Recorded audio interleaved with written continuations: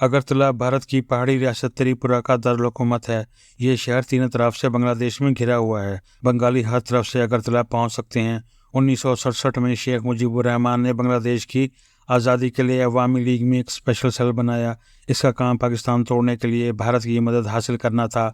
शेख मुजीब की हिदायत पर 1967 में 2 सरकारी मुलाजिम, ये लोग अवामी लीग के मेंबर भी थे, पाक नेवी का मुलाजिम मुजीबुर रहमान और माहिर तालीम मोहम्मद अली रज़ा अगरतला गए और वहाँ इनकी मुलाकात भारतीय फ़ौज के आला हुकाम से हुई। भारत ने इन्हें असला देने की पेशकश, जबकि शेख मुजीबुर रहमान के नुमाइंदों ने अस्करी तंजीम और पाकिस्तान के खिलाफ मुसल्लह जद्दोजहद का मंसूबा भारत के साथ शेयर किया। जनवरी 1968 में ये साजिश पकड़ी गई। इसका सेहरा एक बंगाली अफसर लेफ्टिनेंट कर्नल शमसुल आलम के सर जाता है। वो ढाका में ISI के ऑफिसर थे। 1967 में ईस्ट बंगाल रेजिमेंट के बंगाली जवान रऊफुर रहमान ने इन पर हमला कर दिया। कर्नल शमसुल आलम ने बड़ी बहादुरी से इसका मुकाबला किया और अपने कातिल को अपनी आड़ बनाकर खुद को बचा लिया। इन्हें इस बहादुरी पर बादशाह सितारा बसालत दिया गया।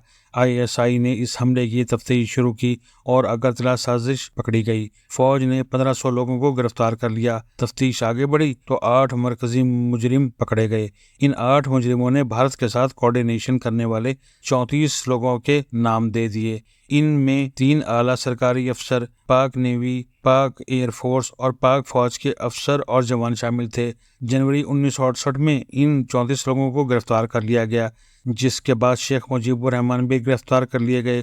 शेख मुजीबुर रहमान को कर्नल असलम बेग ने इनके घर से गिरफ्तार किया। ये बाद 4 स्टार जनरल और आर्मी चीफ बने। जनरल असलम बेग के बकौल हमारा ख्याल था हमें गिरफ्तारी के दौरान भरपूर मुज़ाहमत का सामना करना होगा, लेकिन जब मैं भारी नफरी के साथ इनके घर पहुंचा तो शेख साहब ने मुस्कुराकर मेरा इस्तकबाल किया, मुझसे कपड़े और अद्वियात लेने की मोहलत मांगी। अंदर गए और सामान लेकर आ गए और मैं इन्हें अपनी जेब में बिठाकर ढाका कंटोनमेंट ले आया। शेख मुजीब की गिरफ्तारी के बाद ढाका कंटोनमेंट में अगरतला साजिश केस चला। वो केस 3 जजेस ने सुना, जिनमें एक मगरबी पाकिस्तान जबकि 2 बंगाली जज थे। इन तीनों जजेस ने 35 मुजरिमों को सजा सुना दी। इसके बाद बांग्लादेश में हंगामे शुरू हो गए। अवामी दबाव में आकर 1969 में अयूब खान ने शेख मुजीब को रिहा कर दिया। जनरल याहिया खान आए। 1970 के इलेक्शन हुए। अवामी लीग ने मशरकी पाकिस्तान में 162 में से 160 सीटें ले ली और अक्सरियती जमात बनकर उभर आई। याहिया खान ने अवामी लीग को हुकूमत नहीं बनाने दी। शेख मुजीबुर रहमान ने 26 मार्च 1971 को अलहदगी का ऐलान कर दिया, जिसके बाद इन्हें दोबारा गिरफ्तार कर लिया गया और मशरकी पाकिस्तान में मिलिट्री ऑपरेशन शुरू हो गया और इसके बाद पाकिस्तान टूट गया। शेख मुजीबुर रहमान और अवामी लीग ने हमेशा अगरतला साजिश केस से इनकार किया। ये पूरी जिंदगी साजिश में शरीक 34 सरकारी मुलाजिमों को बेगुनाह करार देते रहे, लेकिन फिर 22 फरवरी 2011 को बांग्लादेश पार्लियामेंट के डिप्टी स्पीकर शौकत अली ने फ्लोर पर खड़े होकर तारीख में पहली बार अगरतला साजिश को तस्लीम कर लिया।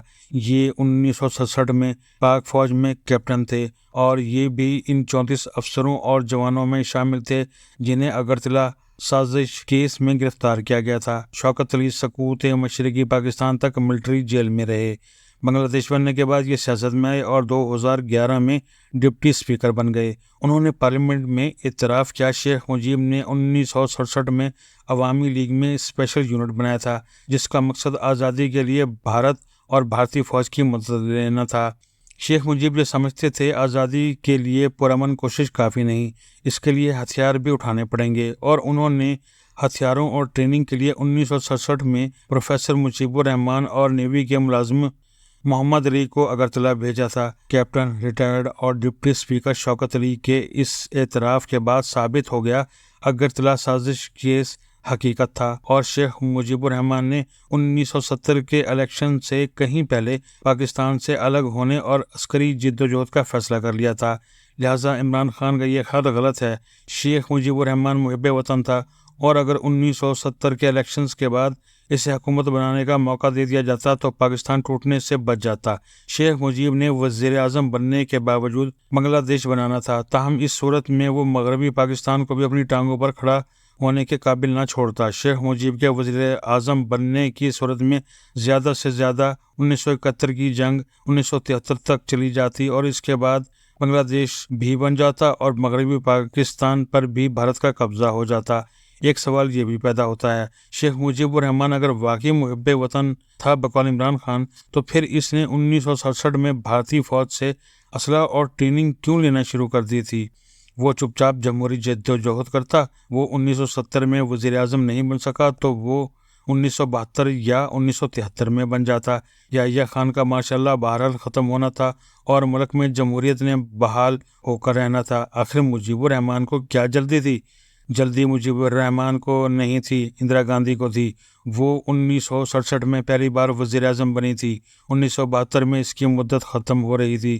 اس کی کارکردگی اچھی نہیں تھی۔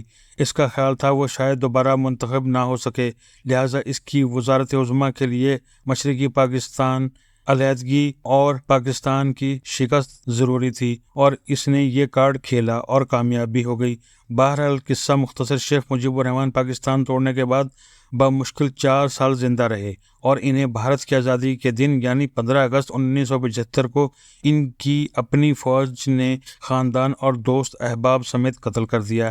ان کی صرف 2 صاحبزادیاں شیخ حسینہ اور شیخ ریحانہ بچیں۔ یہ دونوں اس وقت یورپ میں چھٹیاں گزار رہی تھیں۔